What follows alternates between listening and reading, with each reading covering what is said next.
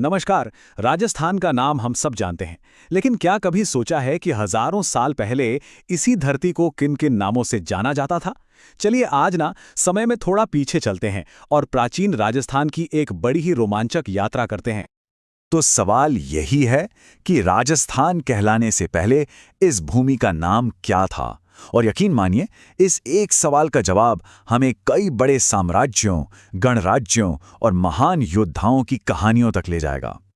अच्छा, इस सफर पर निकलने से पहले एक शब्द समझना बहुत जरूरी है, जनपद। इसका मतलब क्या है? बहुत सिंपल है, जनजाति का पैर। मतलब सोच कर देखिए, जहां किसी कबीले ने पहली बार अपने पैर जमाए, बस वही इलाका उनका जनपद बन गया। और यही जनपद कह सकते हैं कि प्राचीन भारत के पहले राज्य थे। तो हमारी यात्रा का पहला पड़ाव है महान मत्स्य साम्राज्य। जी हाँ, इसकी विरासत महाभारत जितनी ही पुरानी और शानदार है। हम बात कर रहे हैं मत्स्य जनपद की। इसका जिक्र पता है कहाँ मिलता है? भारत के सबसे पुराने ग्रंथ ऋग्वेद ने। अब इससे अंदाजा लगा सकते हैं कि ये कितना ज्यादा प्राचीन और कितना महत्वपूर्ण रहा होगा। तो आज के नक्शे पर यह साम्राज्य कहाँ था? देखिए, ये आज के जयपुर, अलवर, भरतपुर जैसे बड़े बड़े इलाकों को कवर करता था। यानी ये कोई छोटा मोटा राज्य नहीं था, बल्कि एक बहुत बड़ा और प्रभावशाली क्षेत्र था। और हर महान साम्राज्य की एक राजधानी तो होती ही है। मत्स्य की राजधानी थी विराटनगर। आज इसे बैराठ के नाम से जाना जाता है। इस नाम को ना अच्छे से याद रखिएगा, क्योंकि ये परीक्षाओं में अक्सर पूछा जाता है। और ये देखिए, ये कोई हवाई बात नहीं है। स्क्रीन पर जो सवाल है वो पिछली परीक्षा में आया हुआ है। सीधा यही पूछा गया था, मत्स्य जनपद की राजधानी क्या थी। तो ये सिर्फ इतिहास नहीं है, ये तो सीधे सीधे स्कोर बढ़ाने वाली जानकारी है। अच्छा, मत्स्य के पड़ोस में भी इतिहास बन रहा था। चलिए अब मिलते हैं दो और अहम जनपदों से। एक था शूरसेन और दूसरा शिवी। यहां एक तरफ था शूरसेन, जो एक महाजनपद था, मतलब जनपदों में भी सबसे शक्तिशाली। इसकी राजधानी थी मथुरा। और वहीं दूसरी ओर था शिवी जनपद। ये आज के चित्तौड़गढ़ के पास था और इसकी राजधानी थी मध्यमिका।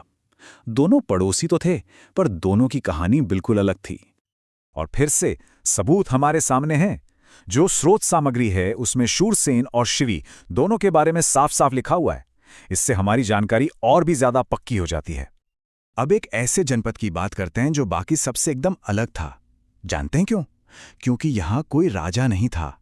ये योद्धाओं का एक गणराज्य था, योधे। ये जो योधे थे, ये किसी राजा के अधीन नहीं थे।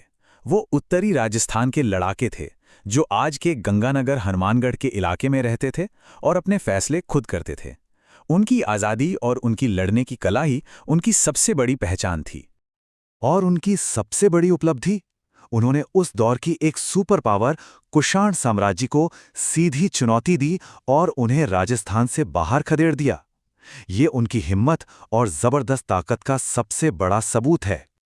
चलिए अब कुछ और जनपदों पर एक तेज नजर डाल लेते हैं, ताकि पूरी तस्वीर एकदम साफ हो जाए।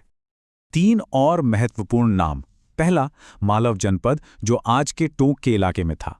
दूसरा, अर्जुनायन, ये भरतपुर, अलवर में थे और अपनी सैन्य जीतों के लिए मशहूर थे। और तीसरा, जांगल देश, जो बीकानेर, नागौर का ही पुराना नाम था और जिसकी राजधानी थी नागौर। हर नाम एक अलग पहचान, एक अलग कहानी। तो हमने इतिहास को कई अलग अलग टुकड़ों में देखा। अब समय है इन सबको जोड़कर एक पूरी तस्वीर बनाने का। और ये रही वो टेबल जो सबसे जरूरी है। एक तरफ प्राचीन नाम, बीच में आज का वो कौन सा इलाका है और आखिर में उसकी राजधानी। समझिए, ये एक तरह की स्टडी गाइड है। प्राचीन राजस्थान का पूरा नक्शा एक ही नज़र में। इसका स्क्रीनशॉट लेकर रखना बहुत काम आ सकता है। तो ये नाम और साम्राज्य, ये सिर्फ इतिहास की बातें नहीं हैं, ये आज के राजस्थान की नींव है। अब सवाल ये उठता है कि इनकी कौन सी विरासत आज भी हमारी संस्कृति में, हमारे शहरों के नामों में जिंदा है।